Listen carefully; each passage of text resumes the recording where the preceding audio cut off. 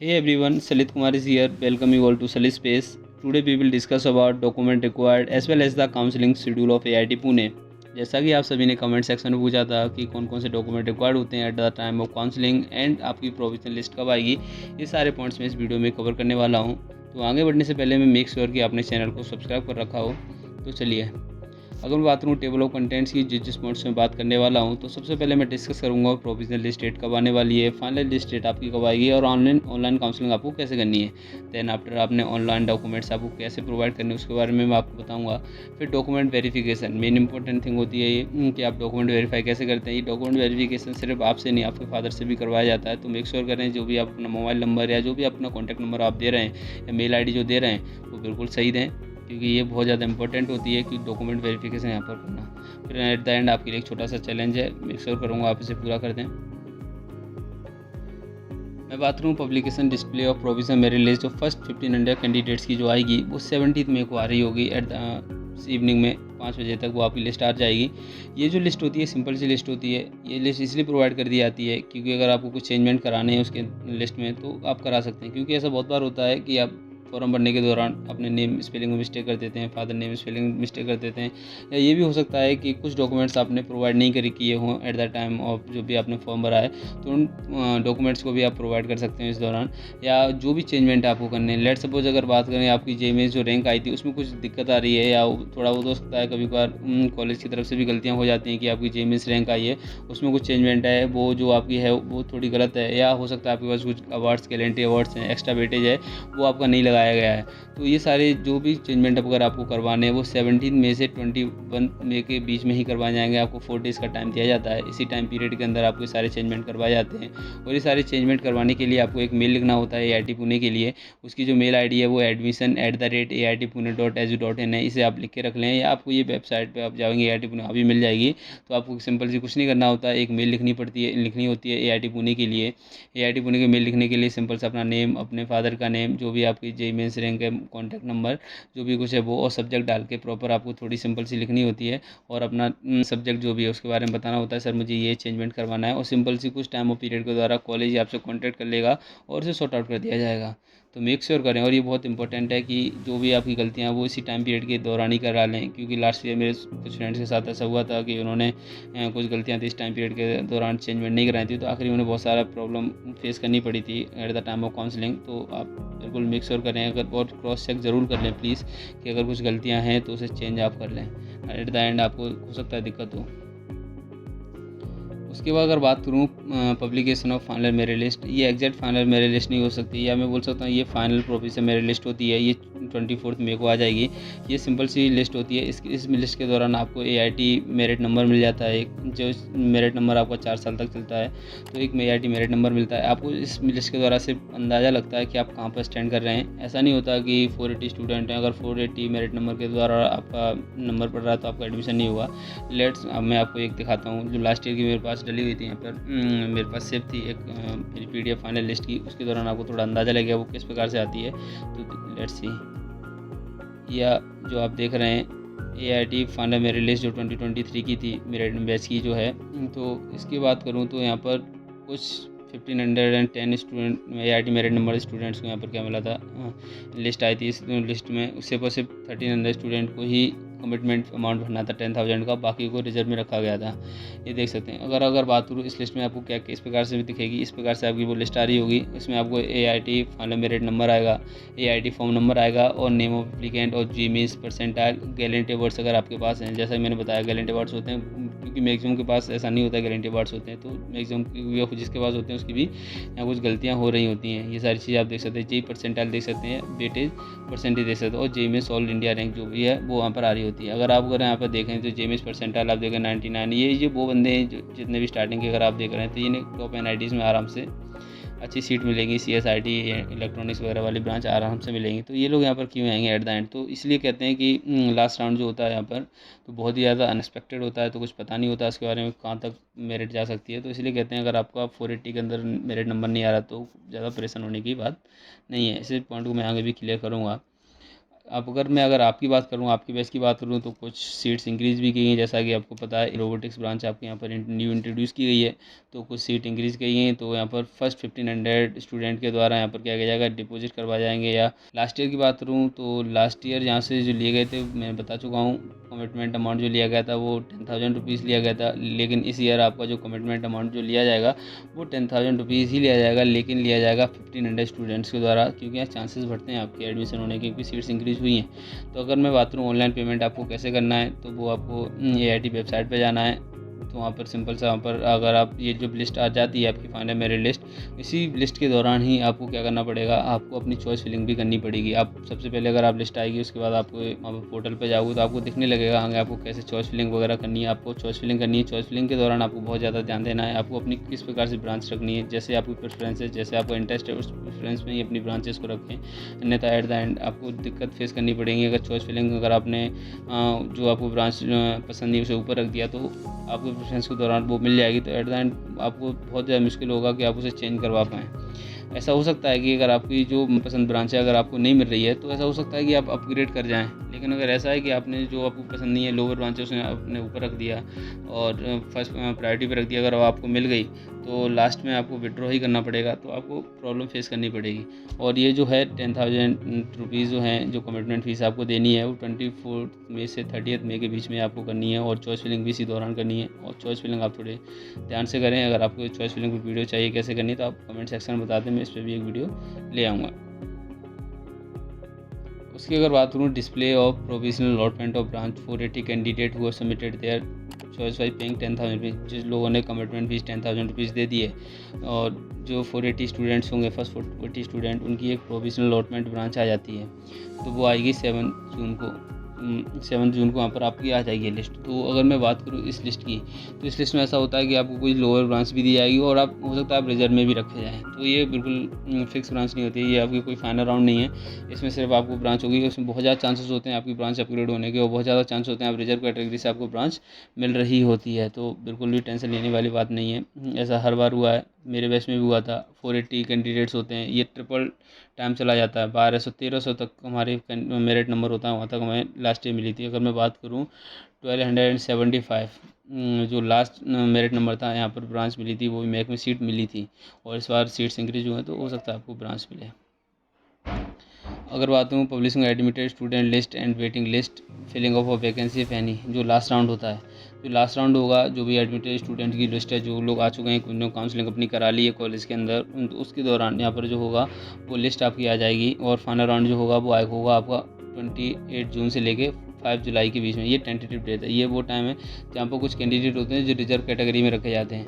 Reserve category में रखे जाते हैं तो सीट्स बच जाती हैं। लास्ट राउंड में कुछ कैंडिडेट्स होते हैं जो विड्रॉ कर लेते हैं, आखिरी में निकल जाते हैं, कॉलेज से नहीं आते हैं या कोई भी इशू उनका रहा होता है, तो उनकी जो सीट फिल की जाती है वो फाइनल राउंड चलता है, वो चलता है 28 जून से 5 जून के। इसकी कोई एग्जैक्ट डेटा नहीं है, कहीं भी आपको इसका एग्जैक्ट डेटा नहीं मिलेगा, क्योंकि ये बिल्कुल अनएक्सपेक्टेड होता है, एवरी ईयर अनएक्सपेक्टेड होता है, कितने पे जाके कितने पे हो, कितने स्टूडेंट्स आ रहे हैं, ये बस डिपेंड करता है कि आपकी एप्लीकेशन फॉर्म कितने आ रहे हैं कॉलेज के अंदर। ये बहुत हाई भी आ सकती है और बहुत लो भी रह सकती है, लेकिन ज़्यादातर जो रहता है वो रहता है कि हाँ, मतलब आप 2 लाख रैंक के आसपास हो तो आपके चांसेस बनते हैं आपको कुछ ना कुछ तो कॉलेज में मिल जाएगा, लास्ट में क्या रोबोटिक्स में से।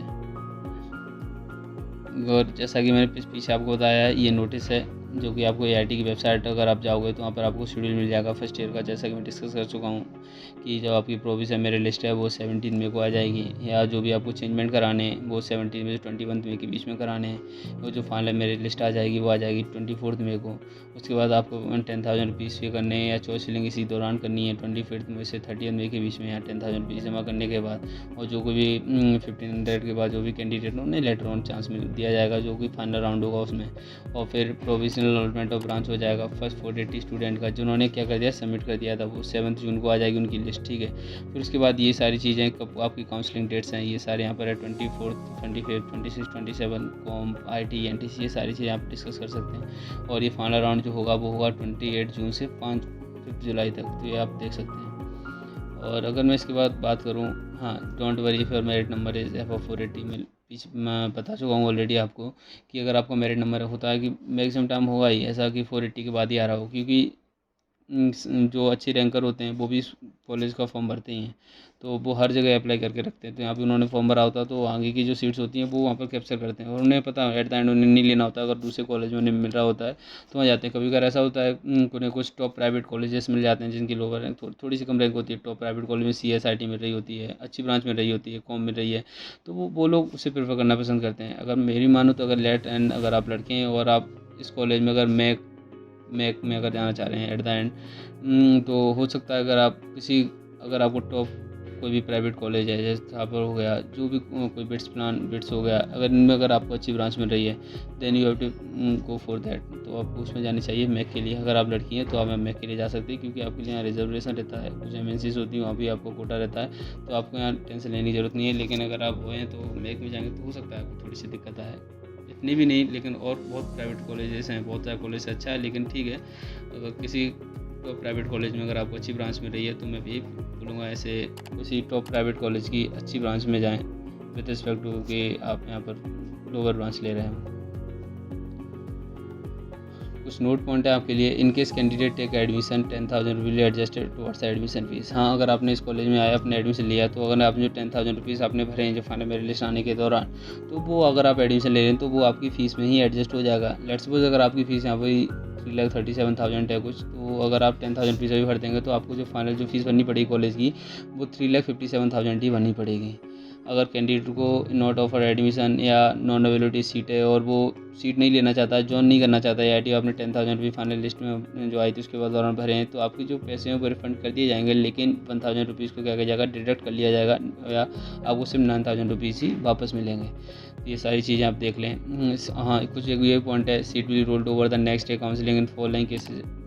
कुछ केसेस हैं फॉलोइंग केसेस में आपको सीट है वो कैंसिल कर दी जाएगी। ऐसा हो सकता है अगर आपने 24 आवर के दौरान अगर आपने कंफर्मेशन कर दिया है ऑनलाइन काउंसलिंग, जब आपकी ऑनलाइन काउंसलिंग होगी कुछ इस प्रकार से होगी कि आप कुछ 5 स्टूडेंट का एक ग्रुप बनेगा। मेरे दौरान तो 5 स्टूडेंट एक ग्रुप बना था और एक काउंसलर में अलॉट हुआ था, तो उसी दौरान ये हमारी काउंसलिंग हुई थी। उसके अंदर हमें कुछ अपने ऑनलाइन डॉक्यूमेंट्स थे जो भी थे उन्होंने प्रोवाइड किए थे, और फिर हमने एक कंफर्मेशन लेटर था वो उन्हें लिख के दिया था, तो हमारा कंफर्म हुआ था। और विथिन 24 आवर हमें क्या करना था, अपनी फ़ीस पे करनी थी कॉलेज की। कभी बार ऐसा होता है, ऐसे इशूज़ आ जाते हैं कि विदिन 24 आवर्स हम फीस जमा नहीं कर पाते हैं, या बैंक इशू जो भी होते हैं। अगर ऐसा कोई इशू आपको फेस कर रहे हो तो मेक श्योर करें कि आप अपने काउंसलर से बात करें, उन्हें बता दें, क्योंकि मेरे टाइम मुझे भी ये प्रॉब्लम हुई थी कि मैं भी अपनी फ़ीस विदिन 24 आवर्स नहीं भर पाता था। मैंने अपने काउंसलर से बात की थी, उन्होंने मुझे टाइम थोड़ा एक्सपेंड कर दिया था, मैंने कुछ दिनों में फ़ीस भर दी थी। तो ये सारी चीज़ आप देख सकते हैं, और मैक्सिमम टाइम ये प्रॉब्लम आती ही है, पता है आपको। नेक्स्ट है कि आपने एक्सेप्टिंग सीट नहीं ली है विदिन 24 आवर्स या टाइम ऑफ काउंसलिंग के द्वारा, या आपने कोई एक्सेप्टिंग सीट या एक्सेप्टिंग लेटर आपने विदिन 24 आवर नहीं दिया है, आपने काउंसलर को नहीं बताया, तो आपकी वहाँ पर सीट कैंसिल ही मानी जाती है। इन पॉइंट्स को आप ध्यान रखें। अब मैं बात करूँगा main important online counselling date. जैसा कि पीछे बता चुका हूँ, कंप्यूटर इंजीनियर की 24 जून है, IT की 25 जून, इलेक्ट्रॉनिक्स की 26 June, mech and automation and robotics की 27 जून यहाँ पर है ऑनलाइन काउंसलिंग। इस ऑनलाइन काउंसलिंग के दौरान कुछ सीट्स बचेंगी, उसके बाद फाइनल राउंड हमारा 28 जून से स्टार्ट हो जाएगा। उसके बाद करूँ मैं online counselling documents. Main important thing है, बहुत ज़्यादा डाउट्स आते हैं, मेरे टाइम में मुझे आए थे, कौन कौन से डॉक्यूमेंट्स की रिक्वायर्ड होते हैं, कौन कौन से डॉक्यूमेंट्स बनाने पड़ते हैं आर्मी से। तो ये सारी चीज़ें यहाँ पर अगर बात करूँ, ये सारे डॉक्यूमेंट्स आपके पास होने चाहिए। मेक श्योर करें अभी बनवा के रख लें सारे डॉक्यूमेंट्स को। आपको 10th की मार्कशीट होनी चाहिए, 12th की मार्कशीट होनी चाहिए, और कुछ ऐसे स्टूडेंट्स हैं जिन्होंने 12th इस ईयर पास किया है जो ड्रॉपर नहीं है, तो मेक श्योर करें अपने रिजल्ट आ चुका है आपका, तो 12th की मार्कशीट कॉलेज से आप ले लें। माइग्रेशन और ट्रांसफ़र सर्टिफिकेट भी लेके रख लें। JEE मेंस स्कोर कार्ड जो आप सभी के पास होगा, and at the end acceptance form, जो कि आपको प्रोस्पेक्टस में लास्ट पेज पे एक्सेप्टेंस फॉर्म मिल जाएगा। या अगर मैं आर्मी डॉक्यूमेंट्स की बात करूँ तो आपके पास आर्मी ID कार्ड आपके पेरेंट का होना चाहिए, फिर डिपेंडेंट कार्ड या ECH कार्ड भी हो सकता है। पार्ट 2 ऑर्डर बहुत इंपॉर्टेंट, बहुत लोगों को नहीं पता होता है पार्ट 2 ऑर्डर क्या होता है। मैं भी इसके बारे में बात करता आता हूँ, वापस आऊँगा इस पार्ट 2 ऑर्डर पे। उसके बाद आपका सर्टिफिकेट नंबर 1, 2 या 3 जो भी आपके लिए एप्लीकेबल है, उस सर्टिफिकेट को आप यहाँ पर देख लें कौन सा सर्टिफिकेट आपको बनवाना है। 1, 2 या 3 जो भी आपके लिए एप्लीकेबल हो रहा है उसको बनवा के रखें। PPO हो सकता है रिटायर्ड पर्सन के लिए, रिलेशन सर्टिफिकेट आपको बनवाना है। ये सारे आपके कुछ डॉक्यूमेंट्स हैं आर्मी के, इन्हें मेक श्योर करने आप बनवा के रखें। हाँ, अगर मैं पार्ट 2 ऑर्डर की बात कर रहा हूँ तो पार्ट 2 ऑर्डर क्या होता है, तो पार्ट 2 ऑर्डर ज़्यादा आपको टेंशन लेने की ज़रूरत नहीं है। पार्ट 2 ऑर्डर अगर अपने फादर से आप जो भी आपके सर्विंग है, आपकी मदर या फादर, उनसे अगर बात करेंगे पार्ट 2 ऑर्डर बनवाना है तो वो बनवा देंगे। पता होगा पार्ट 2 ऑर्डर क्या होता है। ये आपकी यूनिट से ही बनता है। इसमें सारे आपकी डिटेल्स वगैरह लिखी होती हैं। इससे बस ये प्रूफ होता है कि आप उनके चाइल्ड हो। ये बस ये यूनिट ही बना के देगी आपको। तो अपने पेरेंट्स बताते हैं पार्ट 2 ऑर्डर में आपके पार्ट 2 नंबर होता है एक, तो वो आपको मिल जाएगी। अपने पेरेंट्स को बताओगे वो आपको बनवा देंगे। ज़्यादा टेंशन लेने की ज़रूरत नहीं है। बात कर लेना, बनवा लेना। बाद में दिक्कत आती है तो उनसे बोल देना, बनवा के रख लेंगे इसे। अगर मैं डॉक्यूमेंट वेरिफिकेशन, अगर आपका एडमिशन हो गया है, आपने एडमिशन ले चुके हो, कॉलेज फीस भर चुके हैं, तो आपकी जो ऑनलाइन डॉक्यूमेंट्स वेरिफिकेशन होती है वो कौन कौन से डॉक्यूमेंट्स आपको चाहिए होते हैं वो बहुत इंपॉर्टेंट होता है। फिजिकल रिपोर्टिंग के टाइम आप मेक श्योर करें कि आप जब आ रहे हैं आप कॉलेज तो अपने साथ ही लेके आएँ, क्योंकि बाद में यहाँ पर आगे बहुत ज़्यादा दिक्कत होती है कि जेरॉक्स वगैरह कराना है, ये डॉक्यूमेंट भी घर पर भूल गए, ये नहीं लेके आया। तो ये सारे सेट बना के रख लें। किस प्रकार से मैं बताऊँगा, सेट बना के रख लें कौन कौन से आपको डॉक्यूमेंट चाहिए। अगर मैं सेट 1 की बात करूँ, सिर्फ और सिर्फ ओरिजिनल डॉक्यूमेंट्स होता है, बिल्कुल एग्जैक्ट जैसे मैं सेट बनाऊँगा वैसे बनाएं। यही आपकी जब फिजिकल रिपोर्टिंग होगी एग्जैक्ट सेट अगर आप जाकर वहाँ पर देंगे काउंसिल, तो आपकी काउंसलिंग बहुत ही आसानी होगी, आपको काउंसलिंग बहुत ईजिली हो जाएगी। अन्यथा यहाँ पर होता है कि वो आपको बोलेंगे कि सेट बनाओ, अब ये पेज इधर उधर करते हैं, बहुत ज़्यादा दिक्कत आती है। तो मुझे हुई थी दिक्कत, तो मैं नहीं चाहता कि आप सभी को दिक्कत हो, तो इसलिए मैंने ये बनाया है कि सेट 1 ओरिजिनल डॉक्यूमेंट्स का होता है, सेट 2 जीरोक्स का होता है एंड सेट 3 जीरोक्स का होता है। अगर मैं सेट 1 ओरिजिनल डॉक्यूमेंट्स की बात करूं तो ओरिजिनल डॉक्यूमेंट्स आपकी 10th की मार्कशीट होनी चाहिए, 12th की मार्कशीट होनी चाहिए, माइग्रेशन सर्टिफिकेट आपका होनी चाहिए और ट्रांसफ़र सर्टिफिकेट। जो ट्रांसफ़र सर्टिफिकेट टीसी होता है ये आपकी ओरिजिनल होनी चाहिए, ये आपको कॉलेज अपने साथ रख लेगा ट्रांसफ़र सर्टिफिकेट ओरिजिनल वाला। फिर उसके बाद कुछ आपके एफिडेविट्स होनी चाहिए। अगर मैं पिकनिक एफिडेविट की बात करूँ तो पिकनिक एफिडेविट आपको क्या करना पड़ेगा, बनवाना पड़ेगा अपने लॉयर के पास जा करके ये। फिर अगर गैप एफिडेविट है वो भी आपको बनाना पड़ेगा। और ये पिकनिक एफिडेविट और गैप एफिडेविट मेक श्योर कर लें कि पिकनिक और गैप एफिडेविट 100 रुपये स्टैम्प पेपर पर ही बनवाया जाए, क्योंकि बहुत सारी बार होता है कि आप लोग 10 रुपये स्टैम्प पेपर लगवा लेते हैं, एट द एंड फिर आपको यहाँ प्रॉब्लम इशू आ रहा होता है। तो पिकनिक एफिडेविट और गैप एफिडेविट एक साथ ही बन जाएगा। आप जाएँ अपने लॉयर वगैरह से बात करें, पास में जो भी तहसील वगैरह वहाँ पर जा सकते हैं, उनसे बात कर सकते हैं, उन्हें बताएं पिकनिक एफिडेविट बनाना है। अगर आपको गैप एफिडेविट है, अगर आपने ड्रॉप लिया है और आपको अगर गैप है तो आपको गैप एफिडेविट बनवाना पड़ेगा। और ये मेक श्योर करें कि 100 रुपये स्टैम्प पेपर पर ही गैप एफिडेविट बनवाया जाए, 100 रुपये स्टैम्प पेपर होना चाहिए, ठीक है। अगर बात करूँ एंटी रैगिंग सर्टिफिकेट, ये एंटी रैगिंग सर्टिफिकेट जो होता है एक आपका बनता है, एक आपके पेरेंट का बनता है। ये आपकी ऑफिशियल गवर्नमेंट वेबसाइट पे बन जाएगा। तो इस वेबसाइट को अगर आप कमेंट बताएंगे मैं आपको लिंक दे दूँगा इसका एंटी रैगिंग सर्टिफिकेट का, तो ये इजीली आप बनवा के रख सकते हैं। लेकिन मेक श्योर करें आप पिकनिक और गैप एफिडेविट 100 रुपये स्टैम्प पेपर पर ही बनवाएं। और उनसे बात कहते हैं अपने लॉयर से कि 100 रुपये स्टैम्प पेपर पर ही बनाएं से। अगर मैं बात करूँ सेट 2 जीरोक्स डॉक्यूमेंट की बात करूँ तो जीरोक्स में आपके पास एडमिशन फॉर्म होना चाहिए, जो कि आप यहाँ पर आओगे आपको मिल जाएगा एडमिशन फॉर्म, आर्मी डॉक्यूमेंट्स और जो भी चेक लिस्ट है यहाँ पर आपको मिल जाएगी आने के दौरान। फिर 10th मार्कशीट की जीरोक्स, 12th की, माइग्रेशन ट्रांसफर सर्टिफिकेट का जीरोक्स, आधार कार्ड का जीरोक्स, जेई स्कोर कार्ड और करेक्टर सर्टिफिकेट, इनका सबका आपको क्या होना चाहिए, जीरोक्स होना चाहिए, जो कि सेट 2 जीरोक्स सेट 2 में आपको लगा के रखना है। जिस प्रकार से मैं सेट आपको बता रहा हूँ ये बिल्कुल एग्जैक्ट इसी सेट में आपको लगा के अरेंज करके रखें अपनी फाइल में, इजीली आपको रहेगा। उसके बाद अगर मैं सेट 3 की बात करूँ जो जीरोक्स डॉक्यूमेंट चाहिए उसमें आपको एसपीपी एलिजिबिलिटी फॉर्म, ये आप आएंगे कॉलेज में आपको पता चल जाएगा, आपको यहाँ पर प्रोवाइड कर दिया जाएगा। 10th marksheet, 12th marksheet, migration, transfer और करेक्टर सर्टिफिकेट, यही है। ये इसमें भी सेट 3 आपको बना के रखना है जीरोक्स का। एंड एट द एंड यही सब था आज के लिए, तो इतना ही कुछ आपको बताना था। तो मैंने जैसा कि कहा था कि एट द एंड आपके लिए छोटा सा चैलेंज है कि मेक श्योर करें कि इस वीडियो पे आप 200 लाइक्स कर दें for another informative and counselling regarding video. तो मेक श्योर करें कि इस वीडियो पे आप 200 लाइक्स करें और प्लीज़ शेयर करें इस चैनल को। और मेरे पे भी एग्ज़ाम आने वाले हैं तो हो सकता है अभी वीडियो मैं ना प्रोवाइड कर पाऊँ, तो तब के लिए tata bye bye, thank you.